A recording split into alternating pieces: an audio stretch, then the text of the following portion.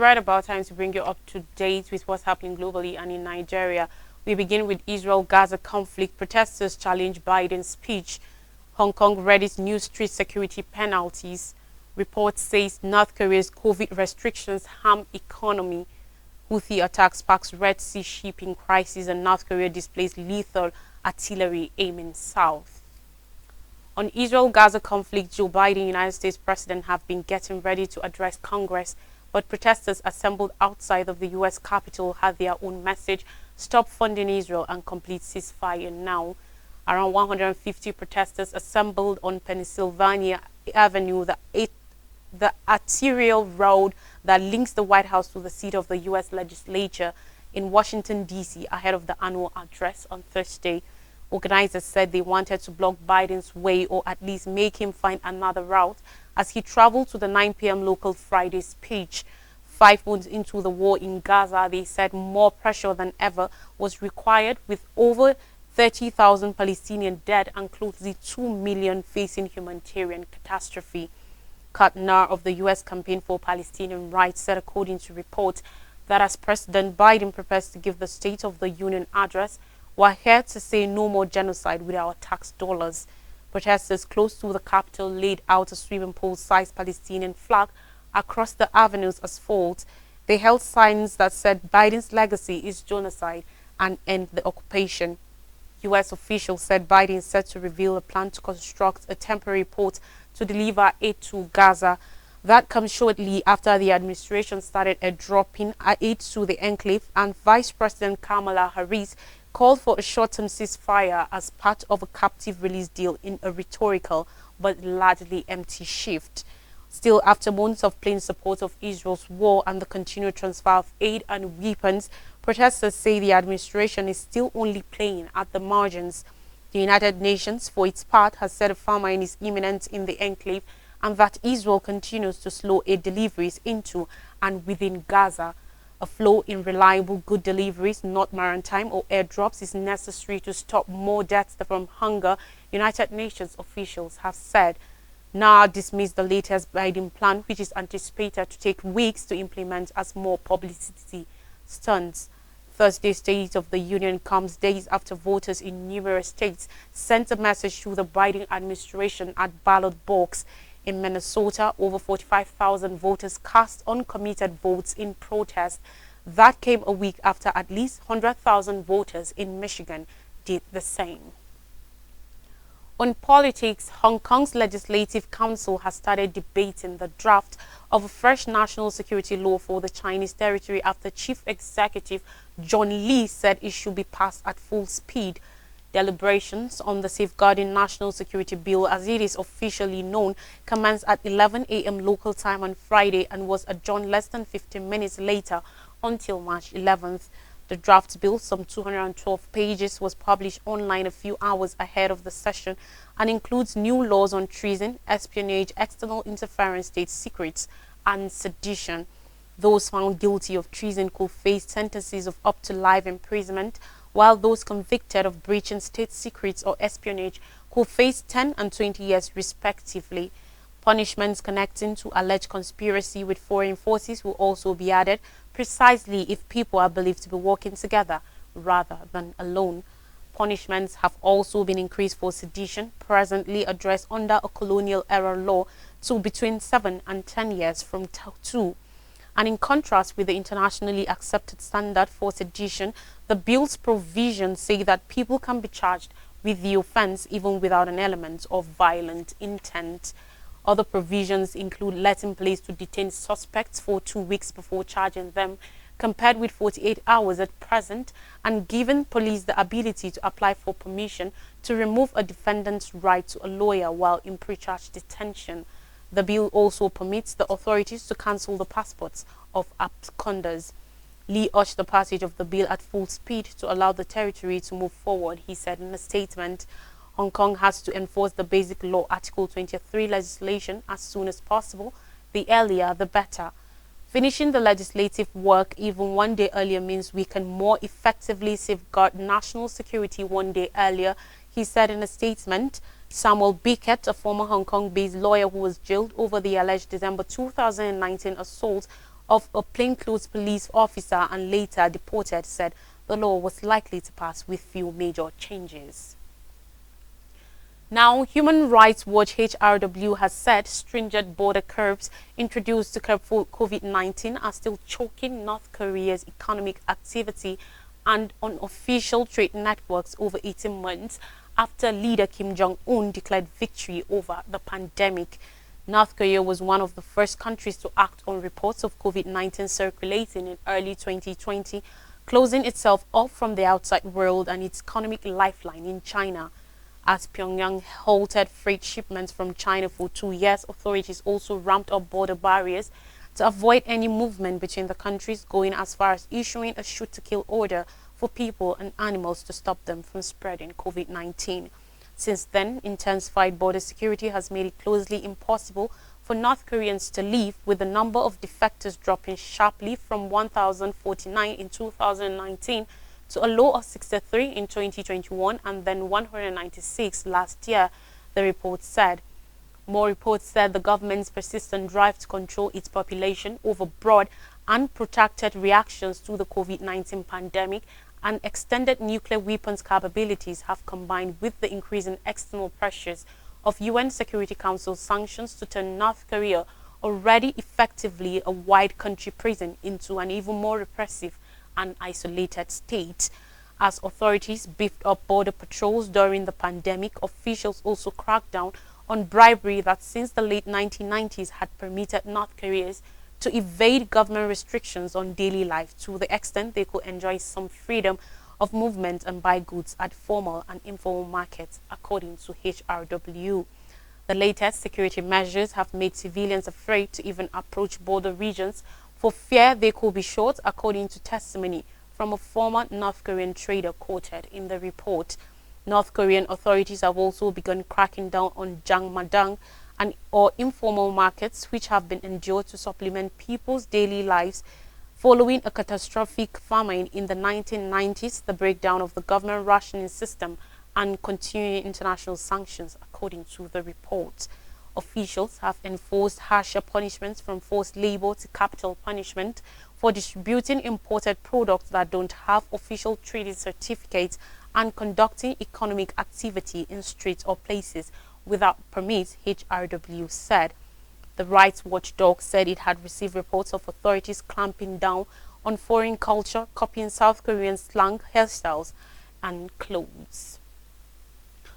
Moving forward, the first fatal attack on a commercial vessel in the Red Sea since Iran-backed Houthi rebels started aiming ships late last year has laid bare the huge challenge of restoring safe passage along one of the world's most important trade routes. On Wednesday, at least 3 crew members were killed and 4 others wounded in the assault on the MV True Confidence, a Liberian-owned bulk carrier, one of the ships that transport dry cargo such as grain and iron ore. The deadly strike marks a major increase of the Houthi attacks on ships in the Red Sea and comes despite a U.S.-led naval coalition to guard the crucial waterway. It also follows an assault late last month that sank a cargo ship, which is now discharging fertilizer into the ocean. According to maritime risk analytics company Windward, fewer ships appear to be transiting through the Red Sea and adjoining Suez Canal after the newest attack.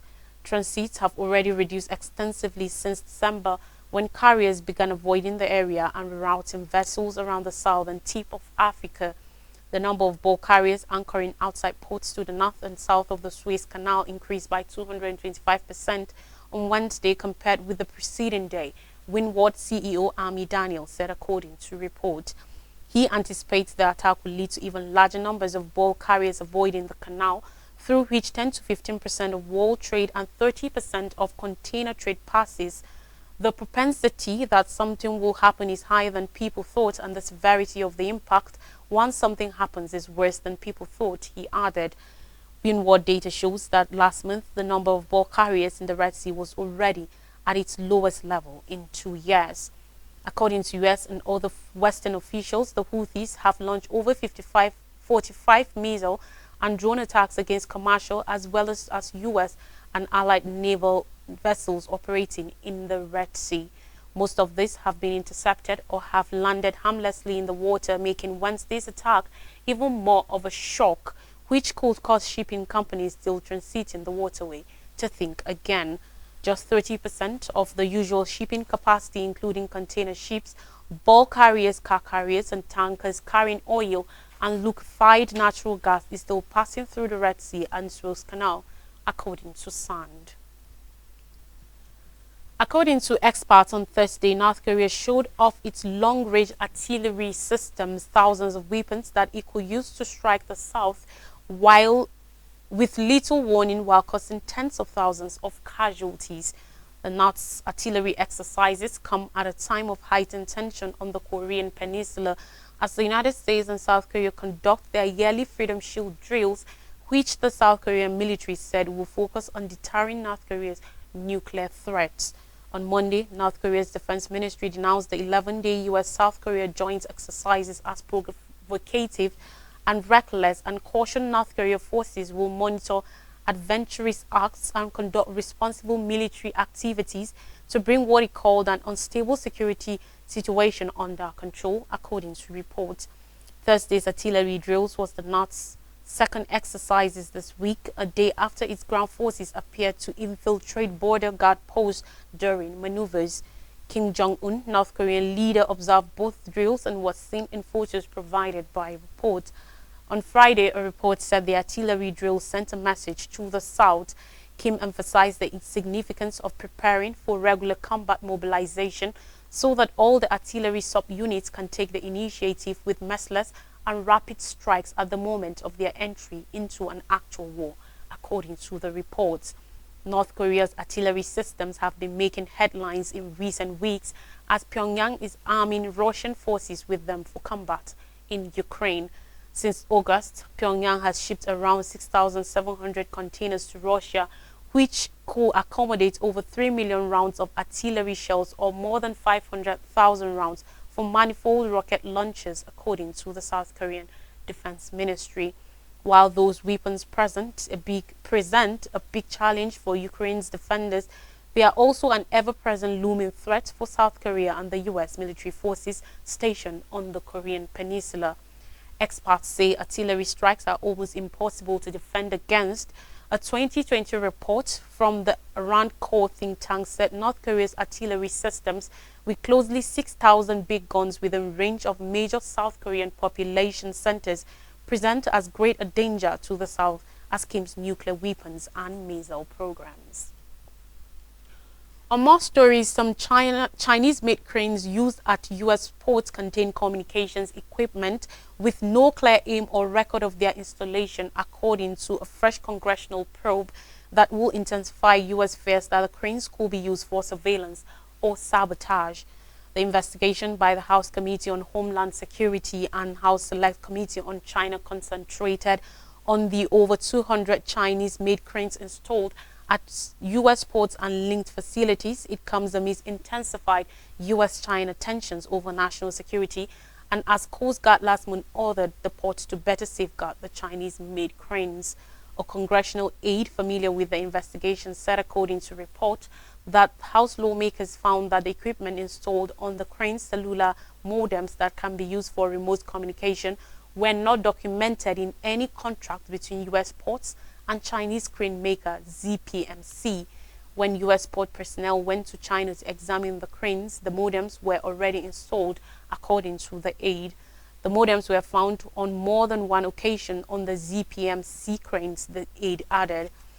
Representative Mark Green, the Republican chair of the House Homeland Security Committee, said in a statement that our committee's investigation found vulnerabilities in cranes at U.S. ports that could let the CCP, that's Chinese Communist Party, to not only undercut trade competitors through espionage, but interrupt supply chains and the movement of cargo, devastating our nation's economy.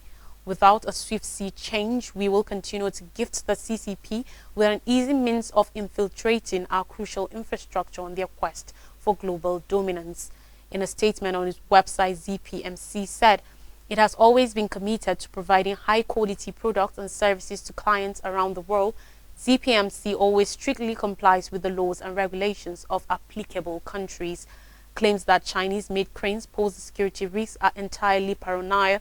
Louis Pangui, a spokesperson for the Chinese embassy in Washington, D.C., said, according to reports. In African nations vow to end malaria fatalities. On Wednesday, ministers of health from 12 African countries with the highest burden of malaria assembled in Yaoundé, Cameroon. Ending fatalities from the disease remains a challenge despite a package of measures that have been proven to be ineffective and not adapted to the continent. Dr. Colonel Assaba Diallo, Mali's Minister of Health and Social Development, urged to unite. First, we call on civil society, communities and private actors to participate even more so that more funds can be invested into the fight against malaria. Through mechanisms such as RAMED, the health insurance scheme for the most vulnerable, through private health insurances and the compulsory health insurance scheme in Mali, AMO, our goal is that the entire Malian population can benefit from the available treatments, the minister said. Cooperation was therefore among the newest recommendations. The ministers agreed to communicate better, toughen political efforts and surge resources to fight malaria, as well as to improve national health research and innovation systems. About 70% of global malaria deaths occur in Burkina Faso, Cameroon, the Democratic Republic of Congo DRC, Ghana, Mali, Mozambique, Niger, Nigeria, Sudan, Uganda, and Tanzania.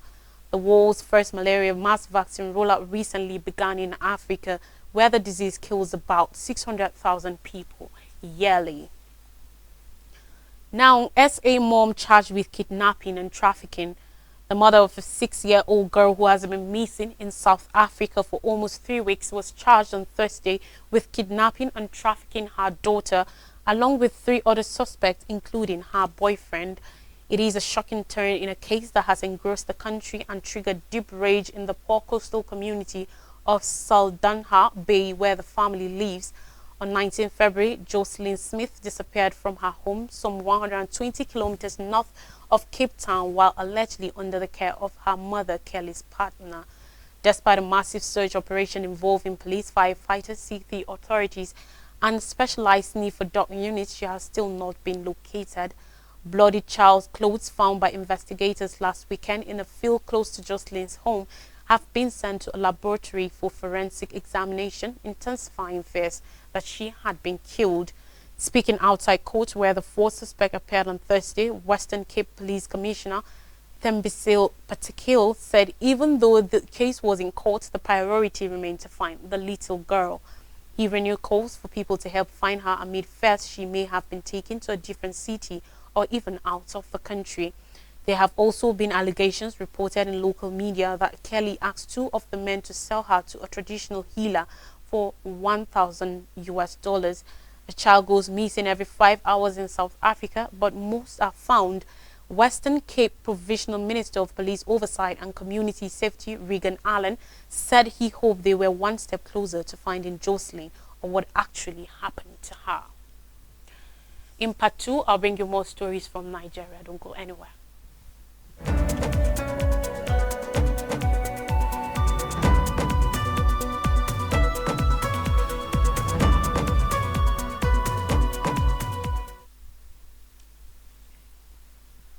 You're welcome back. Thanks for staying with us. Now, stories from Nigeria says Labour proposes 709,000 naira TUC, 447,000 naira minimum wage. The Nigerian Labour Congress (NLC) and Trade Union Congress of Nigeria (TUC) have proposed a fresh minimum wage of 709,000 naira and 447,000 naira respectively for the nation's workers. These followed the public hearing yesterday by the federal government on proposals for new minimum wage in the 6 geographical zones of the country. However, the 2 labor centers presented the figures at the North Central Zonal Public Hearing of the Tripartite Committee on National Minimum Wage held in Abuja. The proposals by NLC and TUC came just as Plateau State Representative proposed amount ranging from 60,000 naira to 70,000 naira and 80,000 naira for the committee's consideration as the national minimum wage. Other states in the zone like Kwara, Nasarawa, and Niger did not present any specific figure during the public hearing.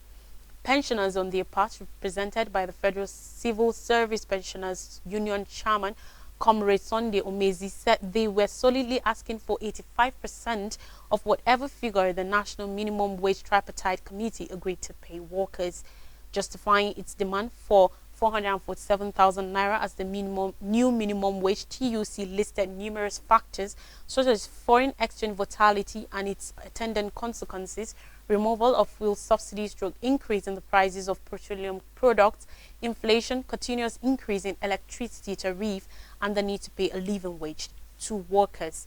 The TUC president, Festus Osifo, who chaired the North Central Zone of the public hearing earlier, said the committee was deeply interested in receiving well-researched positions and recommendations that will aid in making informed decisions. Chief of Staff to the Kwara State Governor Abdulkadir Aliyu Mehi, however, asked the federal government and state governments to consider paying workers both at the federal and state level sustainable minimum wage.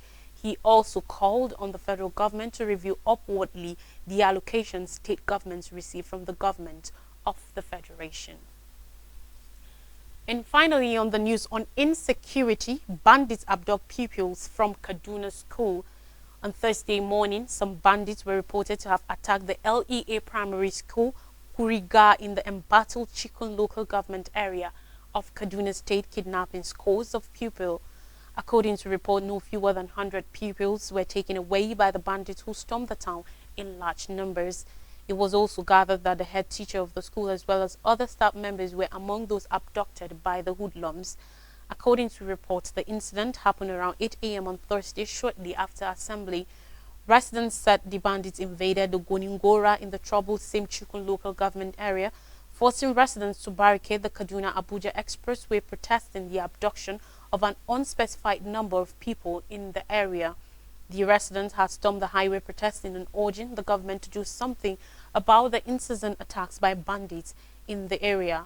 On Wednesday night, the kidnappers through the early hours of Thursday had attacked the community, kidnapping indefinite numbers of the residents. The incident, which eyewitnesses said happened from 11 p.m. to 3 a.m. Thursday, forced residents to troop out to protest what they described as the audacity of the hoodlums in attacking the area. Although there was no official statement from the government or the state police command, it was learned that no fewer than 200 pupils, both in the primary and secondary schools located in the area, were abducted by bandits. Another look at the top stories. Protesters challenged Biden's speech. Hong Kong readies new street security penalties. Report says North Korea's COVID restrictions harm economy. Houthi attacks sparks Red Sea shipping crisis, and North Korea displays lethal artillery aiming south. And happy International Women's Day to all the women around the world. That's all on the news. Thanks for watching. Have a beautiful weekend.